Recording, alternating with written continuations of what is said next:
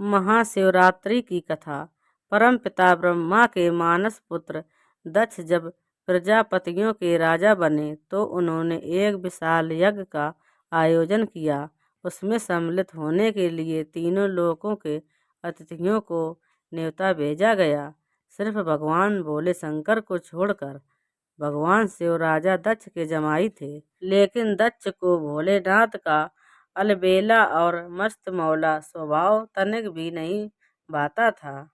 जब शिव की अर्धांगिनी और दक्ष की पुत्री सती को पता चला कि उनके पिता ने यज्ञ का आयोजन किया है, तो उन्होंने भी उसमें सम्मिलित होने की इच्छा जताई। लेकिन भोलेनाथ बिना आमंत्रण के यज्ञ में जाने को तैयार नहीं हुए, इसलिए सती को वहां अकेले ही जाना पड़ा। वह जैसे ही सभागृह में पहुंची, उन्हें शिव निंदा सुनाई दी। सती को देखकर भी उनके पिता नहीं रुके, वह शिव की बुराई करते रहे। सती अपने पिता को समझाने का प्रयास किया, लेकिन राजा दक्ष ने उनकी एक न सुनी। सती अपना और अपने पति का अपमान सह नहीं पाई और वह यज्ञ स्थल पर बने अग्निकुंड में कूद गई। सती के अग्निकुंड में कूदने का दुखद समाचार लेकर नंदी कैलाश पर्वत पहुँचे। भगवान शिव सती को बचाने के लिए यज्ञ स्थल पर गए, लेकिन तब तक सब खत्म हो चुका था। कैलाशपति ने क्रोधित होकर सती का शरीर उठा लिया और तांडव करने लगे। जिस दिन शिव ने तांडव किया था वह फाल्गुन महीने के कृष्ण पक्ष की चतुर्दशी तिथि थी। महापुराण के अनुसार वही खास तिथि महाशिवरात्रि हुई। शिवरात्रि का अर्थ शिव की रात। शास्त्र के अनुसार हर सोमवार का दिन शिव की पूजा के लिए उपयुक्त है। हर महीने के कृष्ण पक्ष की चतुर्दशी तिथि शिवरात्रि होती है। फाल्गुन में महीने में वही खास तिथि महाशिवरात्रि हो जाती है। महाशिवरात्रि के दिन देश के 12 ज्योतिर्लिंगों में शिव भक्तों का जमावड़ा लगता है। उनके नाम हैं सोमनाथ, मल्लिकार्जुन, महाकालेश्वर, ओमकारेश्वर, केदारनाथ, भीमशंकर, विश्वेश्वर, त्र्यंबकेश्वर, वैद्यनाथ, नागेश्वर, रामेश्वर और घृष्णेश्वर। हिंदू शैव संप्रदाय वालों के लिए यह सबसे बड़ा धार्मिक अनुष्ठान है। दुनिया के सभी शिवालयों में इस दिन अंधकार और अज्ञानता को दूर करने का संकल्प लिया जाता है।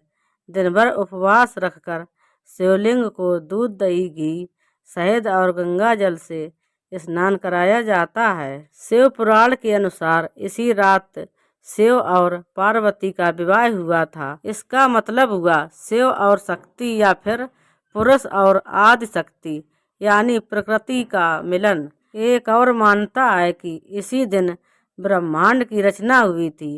सती के शोक में भगवान शिव गहन समाधि में चले गए, ध्यान मग्न हो गए। उनके ध्यान को कोई तोड़ ही नहीं पाता। भगवान विष्णु और ब्रह्मा भी सारे जतन करके हार गए। सृष्टि का संचालन भी बाधित होने लगा। देवतागण की समझ में नहीं आ रहा था कि भगवान शिव का ध्यान तोड़ने के लिए क्या किया जाए। दूसरी तरफ हिमालय की बेटी के रूप में सती का पुनर्जन्म होता है। उनका नाम रखा गया पार्वती। पार्वती शिव को पाने के लिए कठिन तपस्या करती है। पहले तो शिव ने पार्वती को तपस्या करने से रोक दिया, लेकिन अन्य देवताओं के सहारे पार्वती शिव का मन जीत लेती है। फिर एक विशाल समारोह में शिव पार्वती का विवाह हुआ। उस दिन भी फाल्गुन महीने के कृष्ण पक्ष की चतुर्दशी तिथि थी, इसलिए लड़कियां शिव के समान वर पाने के लिए इस दिन शिव की पूजा करती हैं।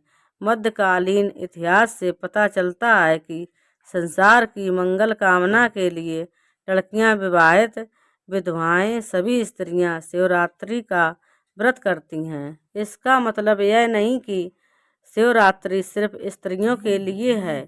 शिवरात्रि का पहला अनुष्ठान एक पुरुष ने ही किया था। वह कहानी भी स्वयं शिव ने बताई है। शिव पुराण के अनुसार पुराने जमाने में काशी यानी आज की वाराणसी में एक निर्दयी शिकारी रहता था। उसे धर्म कर्म से कुछ लेना देना नहीं था। उसका रोज का काम ही पशु हत्या थी।